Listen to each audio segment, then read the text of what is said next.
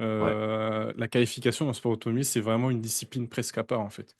Parce que ce que les gens se rendent pas compte, c'est que généralement, tu as un ou deux tours pour sortir 100, si c'est pas 110% de ce que tu sais faire. Ce qui est très dur, mais que ce soit en sport automobile, dans tous les autres sports. Je reprends l'exemple du basket.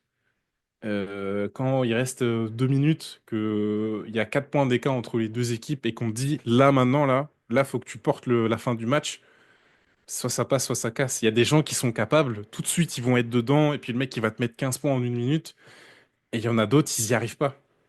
Et là c'est pareil. Le coup de la qualif, c'est pareil, c'est que tu as des gens, ils ont ce truc de sortir tout ce qu'ils savent faire en un coup, que d'autres n'ont pas forcément. La qualif, c'est quelque chose que t'aimes, toi? Pas du tout. Ok. Pas du tout, parce que justement, je suis pas capable, moi, de mobiliser tout ce que je sais faire en si peu de temps. Ouais.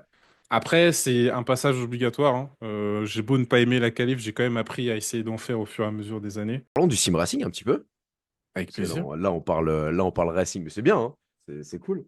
Sim racing, comment ça t'est... Parce qu'en fait, j'ai commencé à rentrer dans le sport auto et à faire du sim racing à peu près en même temps, Mhm. dans le sens où j'avais compris que le sim racing pourrait peut-être m'aider à commencer à apprendre à piloter.